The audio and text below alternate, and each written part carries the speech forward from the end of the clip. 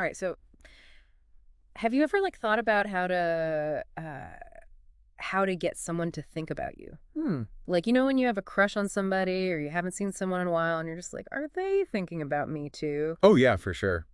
And like I was looking and there's actually this whole episode of this show called Inner Balance Red Print, Okay. and it's all about like this question of how to get someone to think about you. Interesting. Yeah, and they say that the key is like to actually stop overthinking it.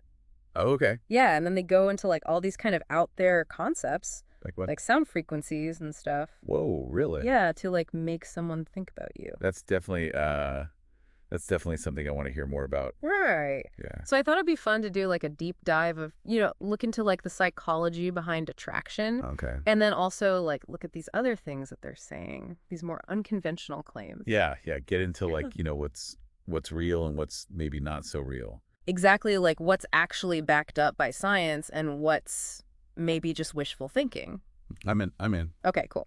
So the episode starts off by saying that overthinking creates like this energy block Huh. and that it like pushes people away. Okay. What do you think about that? Well, I mean, it's kind of interesting because it's not like completely crazy. I mean, overthinking does lead to anxiety, right? Right. And when you're anxious, it definitely affects how you present yourself. Yeah. Like, think about it. When you're like feeling self-conscious or you're worried about something, do you come across as like your most confident and attractive self? Probably not. Like when Right. I'm in my head too much, I get all like, withdrawn and awkward. Yeah, totally. Like my brain just goes into overdrive and I'm overanalyzing everything. Yeah. It's not good. And it's not even just about like, feeling awkward or whatever. It's like you actually start doing things that sabotage you. Oh, yeah. Like what? Like constantly checking your phone to see if they texted you back. Oh my God. Yeah. Or like being overly agreeable, like trying to please everybody. Yeah. That kind of stuff. It's so true. And like that makes you seem less confident and honestly less attractive. So it's like this negative feedback loop. The more we worry about someone liking us, the less likely they actually are to like us. Exactly. And they actually talk about the fight or flight response, which I think is a good way to think about this. Oh, yeah. Like when we overthink social situations, our brains are like, oh no, this is a threat. Yeah. And so it triggers this stress response. Oh, wow. And then your body's like ready to run away. Interesting. Not exactly the best way to be like charming and relaxed. Not at all. So how do we break out of this? That's the million-dollar question. Right, because they say in the episode that we need to shift from overthinking to just being. Okay. But that's where I got a little lost. Like, what does being actually look like? Right. It seemed kind of vague. It is kind of vague. I think what they're trying to say is that it's about being self-confident and not needing validation from other people. So, like, not constantly looking for approval from others. Exactly. More like recognizing your own worth. Yes. Okay, so it's less about, do they like me, and more about, like, I like me, and that's a good place to start. Exactly. And, this idea of like self-acceptance kind of ties into that let go to attract concept they talk about. Oh, yeah, with the butterfly. Yes. I remember that. If you hold a butterfly too tight, it's going to try to get away. Right. But if you open your hand, it might just stick around. I like that. Right. It's a good analogy. Yeah. It's about trusting yourself and the natural flow of things. Okay. Not trying to force it or control it. So, like, not being desperate. Exactly. Mm. And they talk about this idea like desperation versus magnetism. Okay. Have you ever noticed how, like, when someone is just, like, desperate for attention, Oh, it's like a total turnoff? yeah. But then there are those people who are just, like, comfortable in their own skin. Right. And they have this, like, inner confidence that's almost magnetic. Yeah, it's true. And it kind of goes back to the whole overthinking thing. Because when we overthink, we're usually projecting insecurity, which can easily come across as desperation. That's a really good point. So it's almost like we're sending these subtle signals that are like, I need you to like me to feel good about myself. Yeah. And that's not attractive. No, it's way more attractive to be with someone who's like, I'm good with or without you. Right, exactly. That self-assurance is key. So maybe instead of like trying to micromanage every interaction and analyze every word, Yeah. we should just try to relax and be ourselves. I think that's a great starting point. But they take it even further in the episode. Oh, really? Yeah, they start talking about how you can use your thoughts to like almost will someone into thinking about you. What? Yeah, they suggest using affirmations like they think of me beautifully. Okay, now we're getting into some stuff that I'm not so sure about. Yeah. Is there actually any science behind this whole thought alignment thing? Well, there's some interesting research about self-suggestion. and the power of the subconscious mind. Okay. Like our thoughts and beliefs, Yeah. they actually have a real impact on our behavior and even our physiology. So, like, if I just keep telling myself they're thinking about me right now, Right. it'll, like, magically happen. I wish it were that easy. Unfortunately, it's not quite that simple. Okay. Affirmations can definitely help shift your mindset and make you more confident, Right. but it's not like a magic spell. So you're saying I can't just manifest someone thinking about me? I mean, hey, you can try it, Uh-huh. but you're probably going to have to put in a little more work than that. So maybe it's more about, like, trying to cultivate the feeling of being thought of beautifully Yeah, rather than actually trying to control their thoughts. I think that's a much healthier and more realistic way to look at it. Okay, that makes sense. And speaking of energy, this brings us to, like, one of the most out there parts of the episode. Oh, yeah? You know what I'm talking about? The 528 hertz thing. I was wondering when we were going to get to that. Me too. So tell me more about this 528 hertz frequency claim. All right, so they claim that this specific frequency Uh-huh. is like connected to love and attraction. Really? Yeah, and they even suggest like listening to it while you're visualizing the person you want to think about you. Okay, so they actually played a little bit of it in the episode. Yeah. And it kind of just sounded like spa music to me. Right. Like, it was kind of soothing, but I'm not sure I felt any overwhelming waves of attraction. Well, I mean, there is a connection between music and our mood, for sure. True. Like certain frequencies can be calming and others can be energizing. Yeah, like a fast song can get you pumped up at the gym, Exactly. or a slow song can help you relax. Right. But does that mean listening to 528 hertz is going to make someone fall in love with you? That's what I'm wondering. I mean, I'm a little skeptical. Thank you. I think it's good to be skeptical about that one. Right. While 528 hertz might be a nice frequency to listen to, there's really not much scientific evidence to suggest that it actually does anything for attraction. Okay. So I would take that claim with a grain of salt.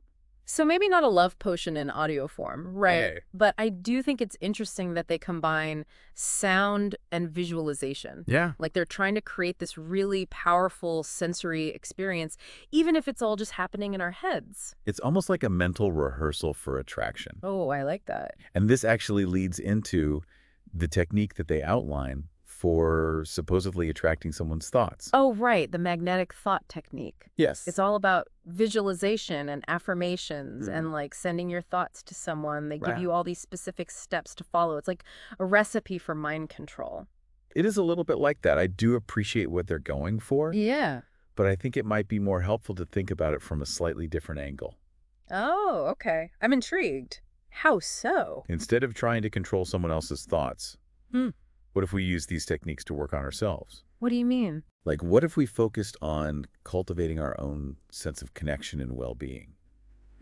So instead of I will make them think about me, it's more like I will cultivate positive feelings and a sense of connection within myself. Yes, exactly. Okay. For example, visualization can be really powerful. Yeah. Not for manipulating someone, Okay. but for getting clear on what you want in a relationship. Like what? Like, what does a healthy, loving connection feel like to you? What qualities do you really value in a partner? Yeah. When you get clear on those things, you start to shape your own energy Okay. and attract people who align with your vision. Oh, that's interesting. It's like creating a mental blueprint for the kind of relationship you want. Exactly. And I guess affirmations could tie into that too. Definitely. Instead of they think of me beautifully, Right. it could be more about affirming your own worth and attractiveness. Precisely. And here's where it gets really interesting. Okay. When you focus on cultivating those positive feelings within yourself, Like what kind of feeling? like happiness, confidence, love, Uh-huh. it actually does make you more attractive to other people.